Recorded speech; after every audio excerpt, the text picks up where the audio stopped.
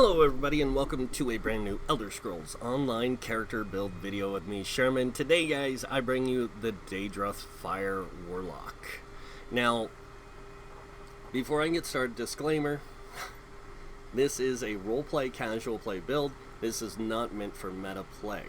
Now, getting into the background and story of the idea behind this is, first, I need to explain what a warlock is. A warlock is somebody who calls upon the powers of a otherworldly entity or something like that to gain power. They're kind of like priests. Instead of calling on a divine power, they call on a dark, sinister power from an otherworldly domain. And these guys call upon the powers of the Daedroth. If you don't know what the Daedroth are, they're giant alligator, fire-breathing monsters from hell, basically. Okay? But they're really cool, and that's what they worship, is they worship those entities, and they call upon them to gain their powers and abilities. Now, that's the story of the Daedroth Fire Warlock. Now let's get into the character itself. So, we are the Daedroth Fire Warlock. We are a Dragonknight character. We are a Breton. Any race can play this. I'm going to let you know that now. Some races will be more effective at it, some will be less effective, some will have more ability to play in different ways than the way it's designed. So if you can see, we have 64 points. Oh, and before I get started any further, the primary role of this character is damage dealing with support. You're going, what? You guys will see what I'm talking about. Warlocks use a lot of negative and again, like a negative effect against their enemies to enhance everybody else's capabilities to bring damage to the group. And not only that, but they also bring some supportive type abilities if they need to. They're very well balanced characters, but at the same time they're very kind of dark characters. Imagine a cultist. That's pretty much what this is. They're kind of like a cultist. They worship Daedroth, and Daedroth's give them the powers necessary to do their bidding. So they use both positive and negative ability. So to play this as a damage dealer, you're primarily going to want to put 64 points into Magicka, and you're going to want to use Dubious Chem or Witchmother's Potent Brew with that. I'll explain why later. But as you can see, with 64 points in a magic, you get 32k max Magicka. Now, you can get higher if you use Tri-Stat food or use blue food, but you will lose a lot in magic recovery. You don't want to do that. You want that good magic recovery with this character. Now, if you also want to play this character as a tank, you take X amount out of Magicka, put it into health till you get close to 30k. Now remember, this is primarily an off tank, not a main tank in a trial. In a dungeon, it can main tank just fine.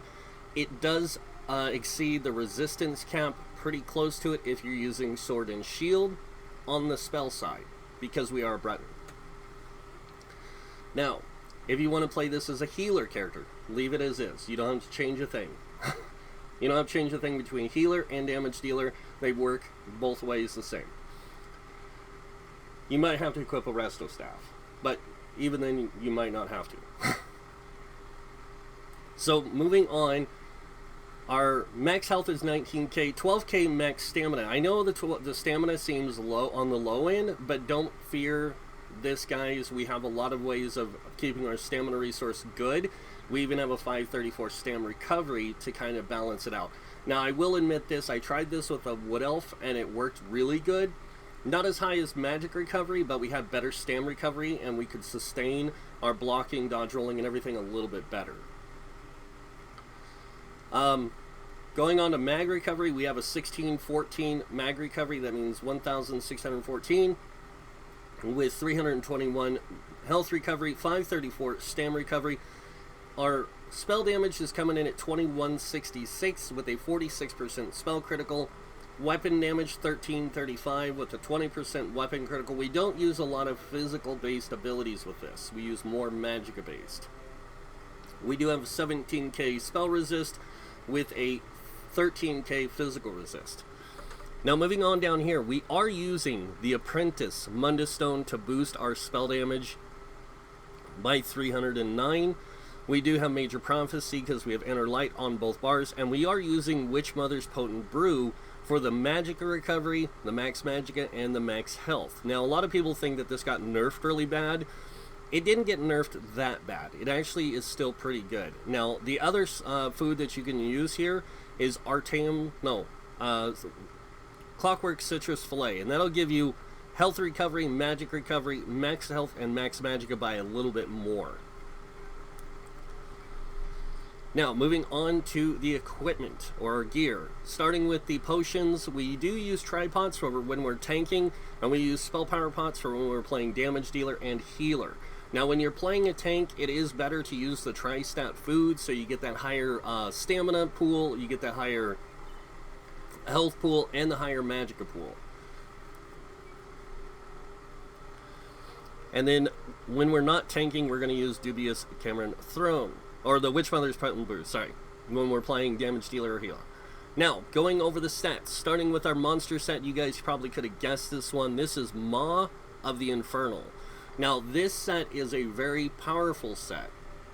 And as you can see, we have it in heavy armor, and it's reinforced. This is because, like I said, anything that you can do to maximize your survivability through resistance, you want to do that. And this is how we do it with the heavy piece. But this one, on the one piece, adds max health. The two piece deals, when you deal damage with a light or heavy attack, you have a 10% chance to summon a fire-breathing Daedroth for 15 seconds. The Daedroth's basic attack deals X amount of flame damage. This effect can occur once every 15 seconds. Now remember, you worship a greater Daedroth, not the lesser Daedroth. What you summon is a lesser Daedroth. A greater Daedroth wears armor, like has metal plates on him, all kinds of stuff. They're really powerful. You fight a few of them throughout the game in different instances and areas of the game. It's really cool when you do face them. It's one of my favorite things. Alright. Moving on to our next set. Our next set is called Scathing Mage. Now this one is a little different. The 2-piece adds Max Magicka, 3-piece spell crit, 4-piece spell crit, and then the 5-piece. When you deal direct critical damage, you have a 20% chance to increase your spell damage by 5/16 for 6 seconds. This effect can occur once every 6 seconds. So anytime you deal direct damage, critical damage, that means your light attacks are going to proc this thing like crazy, and it's going to keep this up really effectively. Now moving on to the final set that we're using, and this is where people are going to get caught off guard because they're going to be like, isn't that a healer set? No, this is an anyone set, and I prefer to wear it on a warlock type character because their whole concept is they're group support and damage dealers in one.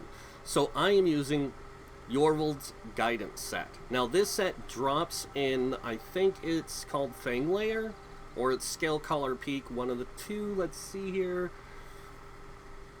It drops in the Scale Collar. This set is kind of hard to get it purple, but you can get the jewelry by running it on normal, and the jewelry will give you the 2-piece mag recovery, 3-piece mag recovery, 4-piece healing done, and then increase the duration of all major buffs, minor buffs, and damage shields you apply to yourself and allies by 40%. Remember how I told you these guys are more like group support damage dealers? That's where it comes from, is they use sets that boost their ability to do damage, but they also bring something with them that offers group support in a lot of positive ways.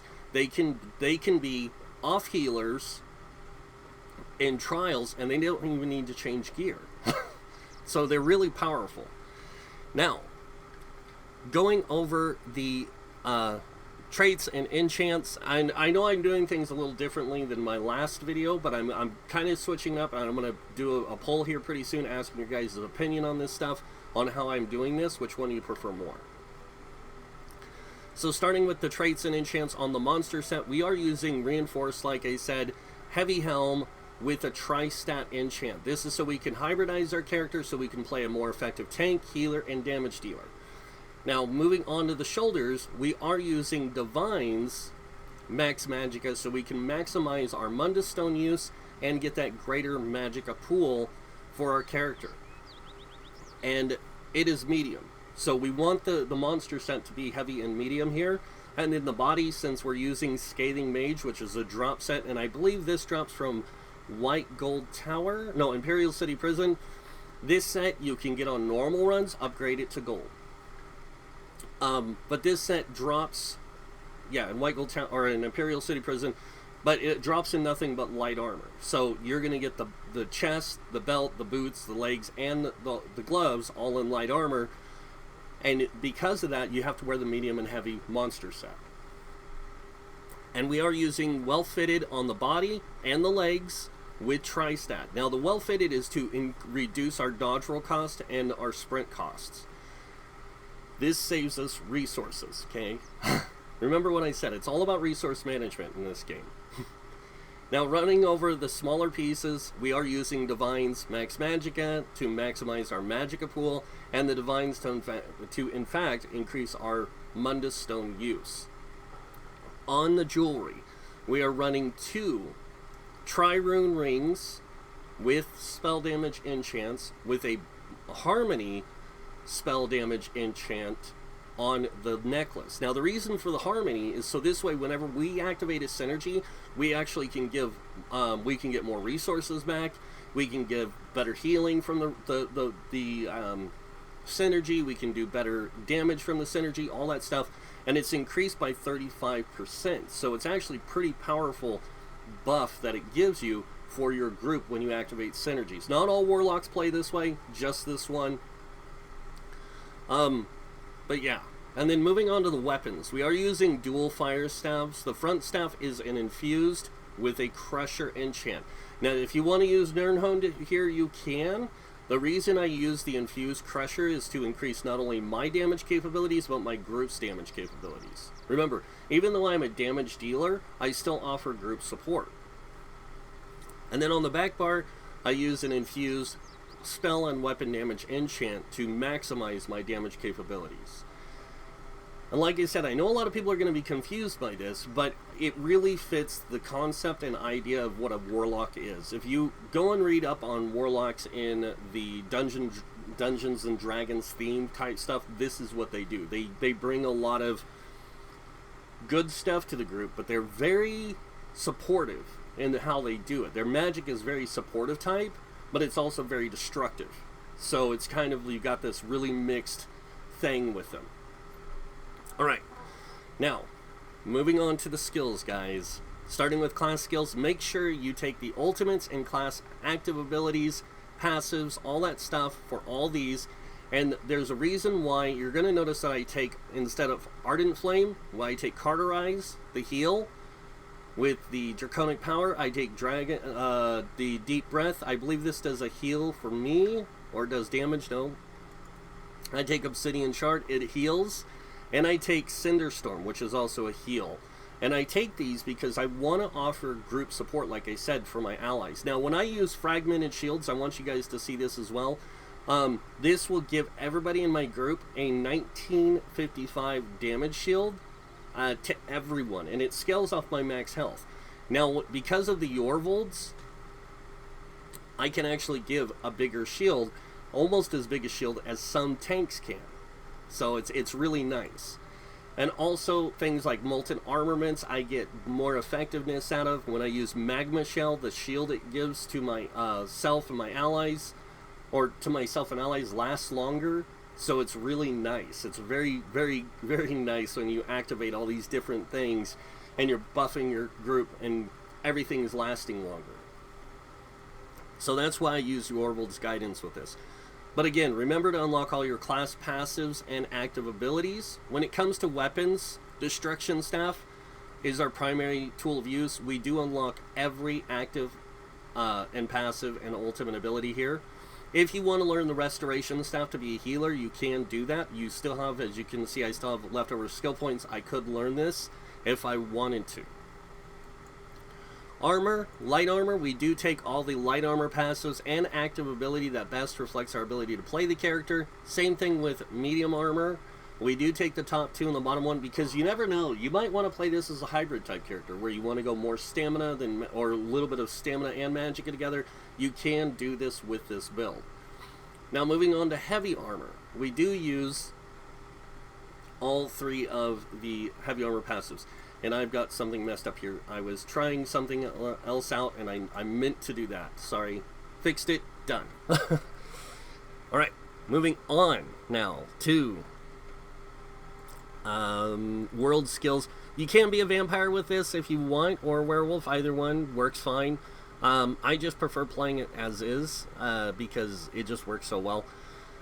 But we have the soul summons and the soul lock. Also, I want to point out something here. You guys notice this scar he has on this, burn scar he has on his chest? That's kind of the story. One of the things in the story of this is, like, if they want to become a Daedroth worshipper, they have to be burned by their Daedroth in order to become connected to them. So, moving on, Fighters Guild. We do take the ultimate, active abilities, and passives. Same thing with the Mages Guild. And same thing with Sigil Order. And then Undaunted, we do the same with all the active abilities and the passives. Now, a lot of people have asked me this, and I'm going to go over this real quick. The reason why I unlock all the different skills and things, you got to remember, a character is a long-term investment. It's not something that you're going to play for a little while and just quit the game. It's something you're going to invest a lot of time in. So why not learn everything you can use on your character? This way you can take greater advantage of them in any situation. Alliance War Assault, we take the skills that best reflect our ability to play in PvE from the PvP skills. Same thing with the support side and the passive down here, the Magic Aid. Now racial, like I said, you can be any race with this, but we are a Breton, so we get the Gift of Magus, which increases max magicka by 2,000. Spell Atonement, which increases our spell resistance by 2310. This effect is doubled if you are afflicted with burning, chilled, or concussed. And you also increase your mag recovery by 100, and then you get Magicka Mastery, which reduces the cost of your magic abilities by 7%. Look at some of these. These things, like 1,000, 2,000 something. Like, I don't think I have any that are over 3,000, except for that one. Oh, and the buff. Alright, now moving on to crafting. Alchemy, medicinal use, we use this when using potions, resulting effects last 30% longer. And then provisioning, gourmand, and connoisseur. We use this because it adds 20 minutes of duration to our food and drinks. Alright, now going over the skills we have on our bar. Starting with the first ability, we have Crushing Shock. Now remember, these characters are more supportive, but they still like to bring a lot of damage. As you can see, our damage we deal is equalized between Flame, Frost, and Shock here, but we also can, if the enemy's casting an ability, we can interrupt them, set them off balance, and stun them for 3 seconds. That's why I use this ability. The next ability we have on our bar is called Burning Embers, and this thing does damage up front and X amount of damage over time, over 10 seconds, and it also heals you for 85% of the total damage inflicted when the effect ends. The next ability we have is called Engulfing Flames. This one exhale a flaming blast to enemies in front of you, dealing X amount of damage and X amount of damage over 10 seconds. Affected enemies take 10% more damage from all fire damage attacks. Our next ability we have is called Ring of Fire. This one release a surge of flame, dealing X amount of damage to enemies at the target location. So pretty much where you're standing, or where you place it, it's going to activate. And it just does a little bit of damage. It's a great spammable for clearing trash. So, next ability we have is called Inner Light. We have this here because of while slotted, your max magic is increased by 5%. You gain major prophecy, increasing your spell critical rating by 2091 for the duration. Now,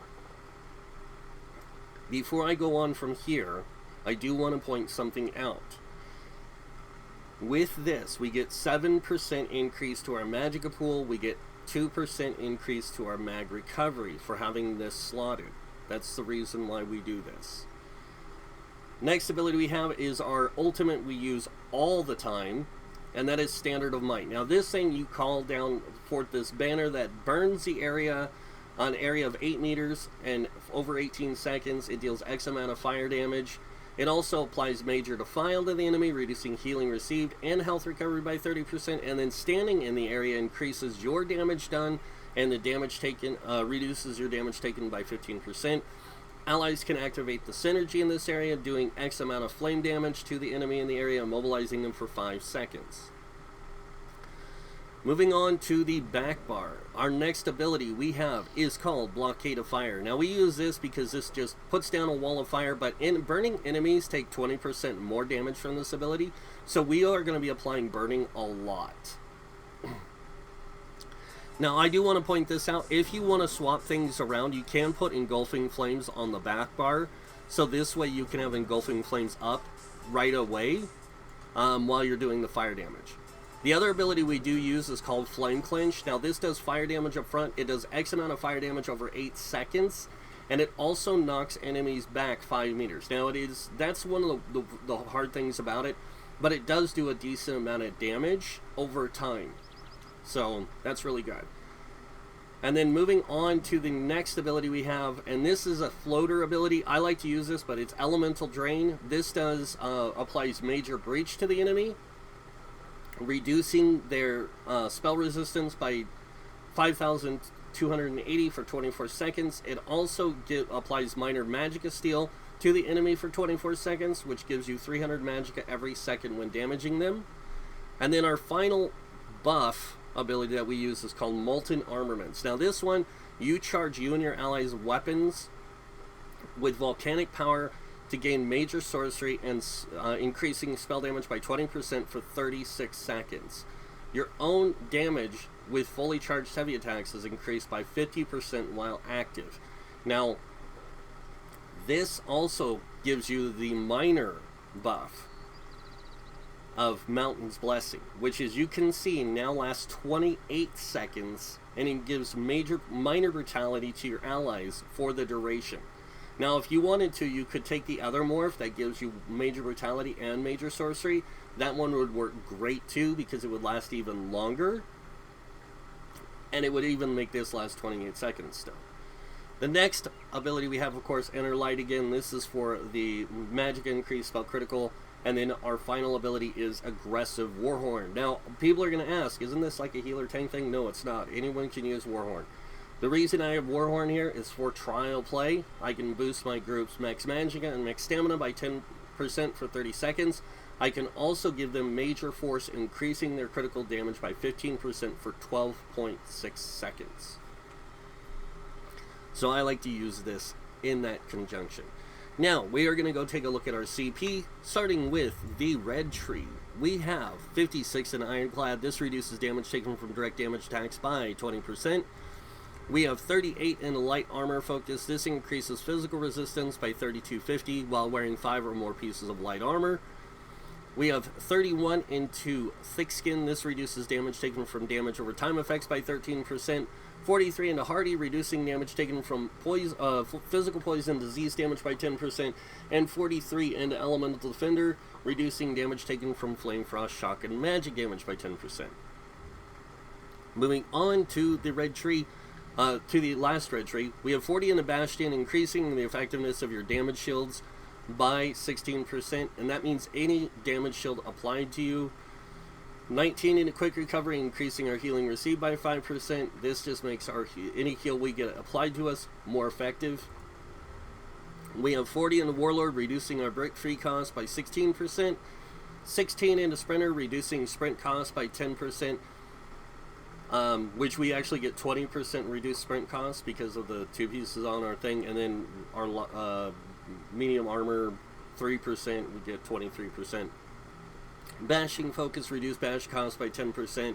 And then moving on over here, we have 75 in Arcanus. This increases your mag recovery by 14%. And then we have 43 into Tenacity, increasing your magic and stamina of your fully charged heavy attacks by 10%.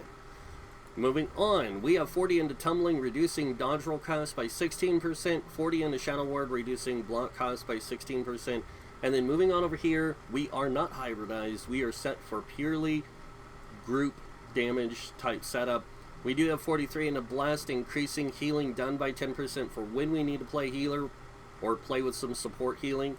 We have 56 in Elfborn, increasing critical damage and critical healing with magic abilities by 20%. 56 in Elemental Expert, increasing Flame Frost, Shock, and magic damage done by 12%.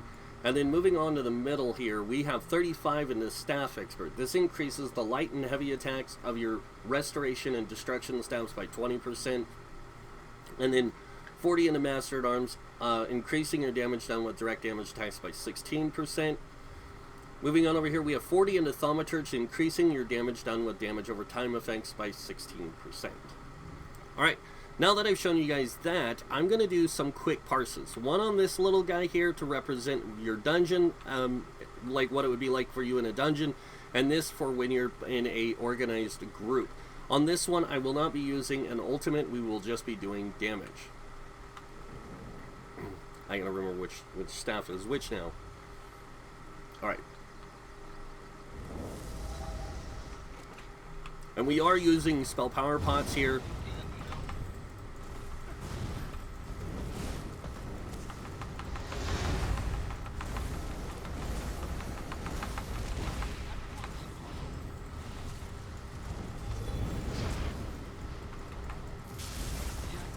And you can see we pulled about 19k. We can get about 21, 22k on that guy normally. But even for using dual infused staves, I think that's pretty good. Alright, now we're going to go over here and we're going to do a quick parse on this guy. And we're going to do the same thing. We're going to see how effective this character is here on the ugly big guy here. So, going to wait for my 1 second. Now we're going to go ahead and buff up. We're going to debuff. Drink our potion, and of course do our same process here.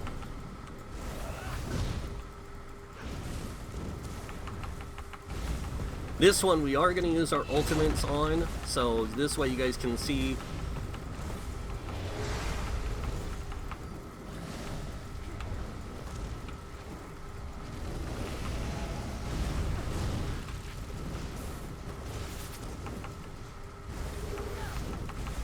And we can pull about, well, if I can get a good rotation down, I can usually get to about 35k DPS with this. So, it just depends, really. But that's pretty much it. That's how it works. I know it seems a little weak to some people, but it's actually a lot of fun to play. More of the supportive damage dealer type. If you've ever had a chance to do it, it can be a lot of fun. So... But that is it for the Warlock. The Daedroth Fire Warlock. Just kidding. I got you guys there. You guys thought I was almost done with it. But we're actually going to take it into the depths of Malatar and play around with it in there. Now what I am going to do is I'm going to go ahead and take it there. Then I'm going to switch a few abilities out. Not many. I'm only actually going to change out 2 abilities so we can be more damage orientated. But we can also be more support type. So we can kind of keep ourselves alive while doing damage and all that stuff. You guys will see. And Depths of Malatar, if you guys don't know, was added with the Raystone DLC, which came out right before Elsewhere. It is one of the more newer dungeons added to the game. So what I'm going to do is I'm actually going to grab my Volatile Armor. We're going to throw this back here, where this is, the Molten Armaments is, and we are going to also grab our wonderful Cinderstorm and put it on the front bar where this is. And that's all we're going to change. We're not even going to grab a damage shield because the healing on this thing is just ridiculous and it doesn't need any more. And that blue glow you keep seeing whenever I swap bars is the Volatile Armor, or the Volatile Armor. It's the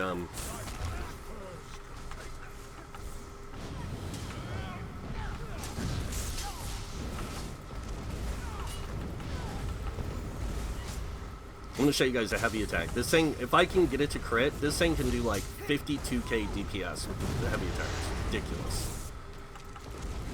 Hey, buddy, that's my buddy there. He's going to cook you.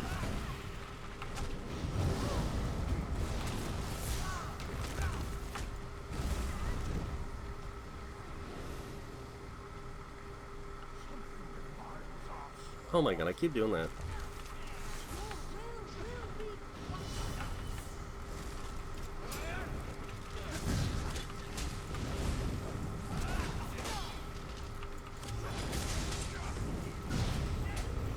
Yeah, that's the other reason why I don't worry about healing, is because that's this right here. If you do it, and then you do it again, you can heal right away from it, so. And if you look, my Cinderstorms are healing for roughly about, 3k, so. Now I might take a little bit of damage in here from this boss, and he might kill me, we'll see. Where you hiding, ugly? See? There he is.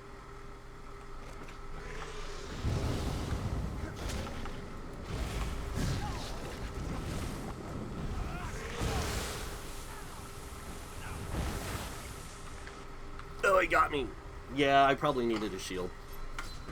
Oh well. But that is the Daedroth Fire Warlock. I hope it's something that you guys find interesting and different. And like I said, you don't have to play these builds. These are all suggestion builds. You do not have to play them the way I show you with the skills and tools and all that. You can use whatever you want to use with it and play it however you want. This is just me showing you how they can work. So traits, Mundus stones, all that stuff, any of this stuff, if you want to change it, feel free to. You have that right and freedom to do so. And that is pretty much it for this video, guys. You guys know what that means. Next. If you like this video, go ahead and hit that like button. If you guys want to see more videos by me, you can subscribe. Other than that, thank you all for watching. Until next time, have a wonderful day, and this guy might see you in game. Bye.